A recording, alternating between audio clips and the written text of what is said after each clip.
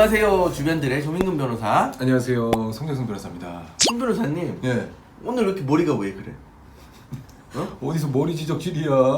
저 내일 군에 입대합니다. 구미에서 네. 애기 이름이 이제 보람이라고 하더라고요. 네. 보람이가 이제 사망한 사건의 진실이 네. 도대체 뭔지 모르겠다. 그리고 한 달 전에 이제 사망 사실이 밝혀졌고, 그거 이제 수사가 진행 중인데, 그 보람이라는 그 여아의 네. 사망 시점은 작년 6개월 가까이가 돼가지고 발견이 됐다고 볼 수가 있겠죠. 누가 이 아이를 방치해서 죽였으면 또 이 아이의 친모가 누구고 친부가 누군가. 그리고 이제 수사적인 관점에서 보면 이 아이가 사실 누구의 행위로 인해서 어떻게 죽은 것인가 예. 라는 부분이 처벌을 하는 데 있어서는 가장 중요할 건데 그 부분이 사실 전혀 드러나고 있지 않은 상태죠. 석씨, 김씨, 보람이 뭐 이런 단계였는데 네. 그런데 경찰은 일단은 김씨 집에서 여아가 그 사체로 발견됐고 예. 뭐 김씨가 어느 정도 인정하는 진술도 한 것으로 보여요. 그 여아에 대한 살인죄 네. 그리고 뭐 학대죄를 비롯해서 뭐 수당 관련한 뭐 아동 수당에 관한 제 여러 가지 범죄명을 붙여서 경찰은 검찰로 김 씨를 일단 살인죄 등으로 기소 의견으로 송치를 했다고 해요. 그 이후에 여러 가지 정황들이 또 새롭게 발견되었죠. 원래는 외할머니라고 알려졌던 석 씨의 DNA를 죽은 아이와 대조를 해봤더니 네. 그 친자 관계의 확률이 99.9%다. 석 씨는 나는 아이를 낳은 적이 없다라고 주장을 하고 있고, 그렇죠. 예. 그리고 또 실제로 뭐 아이를 낳았던 병원 기록 같은 것도 아직 발견을 못 하고 있는 것으로 보이기는 해요. 석 씨 기준으로는 석 씨. 없고 그 다음에 이제 그 딸인 김 씨는 2018년 3월달에 네. 아이를 낳은 기록이 있는데 네. 일단은 언론에서는 이거 아이를 그러니까 석 씨가 낳은 아이와 김 씨가 낳은 아이 둘이 있다라고 보는 것 같은데 저는 사실 이것도 맞는지 모르겠어요. 왜냐하면 실제로는 석 씨가 낳았는데 왜 그러냐면 DNA가 맞으니까 석 씨가 낳았는데 이게 김 씨가 낳은 것으로 병원 기록 자체가 조작됐을 수도 있으니까 예, 예. 사실은 저는 이 아이가 하나인지 둘인지도 명확하진 않은 것 같아요. 석 씨가 낳은 아이를 위장하기 위해서 18세의 그 김 씨가 네. 낳은 아이로 또 위장했느냐? 그것도 쉽지 않을 것 같아요. 이 아이가 한 명이었고 석 씨의 그 딸 보람이었다. 그래서 김 씨가 낳은 것처럼 위장을 했다라고 한다면은 뭐 병원에서도 공범이 될 수도 있지 않나? 공범이나 뭐 부당 진료나 뭐 이런 거에 문제가 발생할 수가 있어요. 김 씨가 그때 당시 18세고 석 씨는 이제 나이가 많은 상태였을 텐데 병원에서 그 조작이 사실 쉽지는 않았을 것으로 보여요. 애를 둘이라고 보면 네. 엄마하고 딸이 아래 위층에 살면서 같은 기간에 임신해 있고 거의 같은 날짜에 애를 출산을 동시에 했다는 건데 그것도 사실은 굉장히 이례적이잖아요, 그죠? 그렇죠. 김 씨가 낳은 딸의 행방이 묘연해지기 때문에. 그렇죠. 그렇게 보면 사실 아이 2명이 사라진 거고 그 중에 1명은 이제 죽은 걸로 확인이 된 거고. 그렇죠. 이게 뭐야? 그러니까 뭐 이런 게 다 있어. 게다가 지금 아이의 아빠가 누군지 몰라. 사회적 관심이 특이하게 가고 있는 게 네.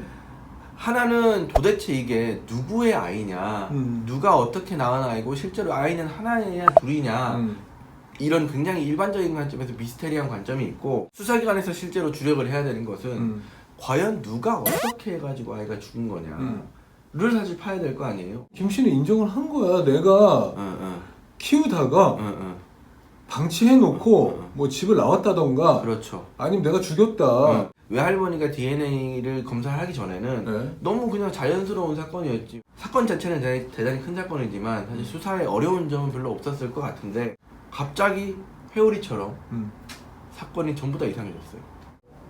야, 이거 말이 되나?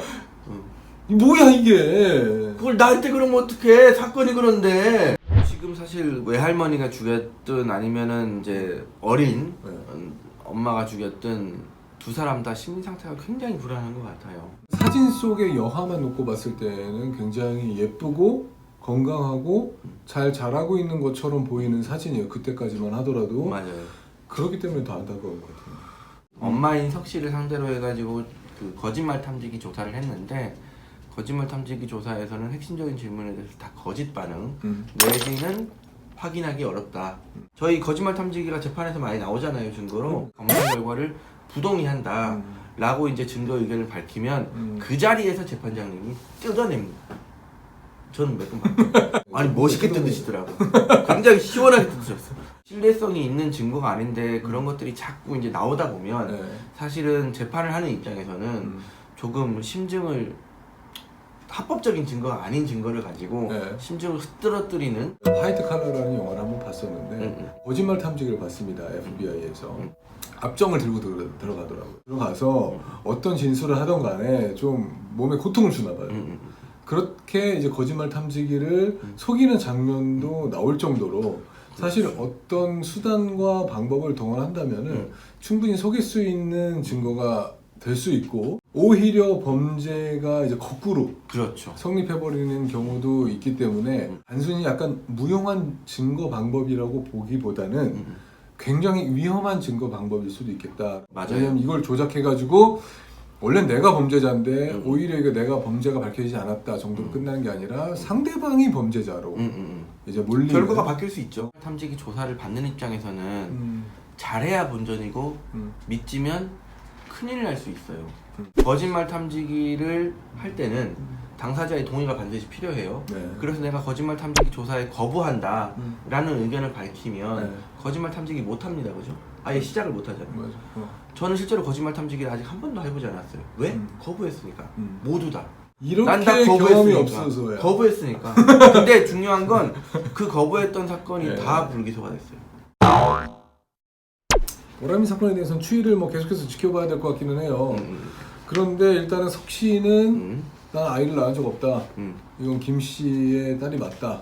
라고 있는 주장하고 유전자 검사 결과에서는 석 씨의 딸인 게 뭐 99.9%다.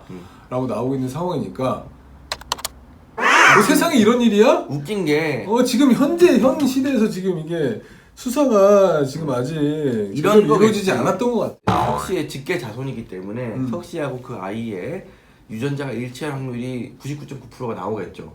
근데 김 씨가 실제로 엄마라면 그와 똑같은 DNA 검사 결과가 나와야 되는데 김 씨는 사실은 언니인 거야. 그렇죠. 게다가 이제 이부 언니겠지.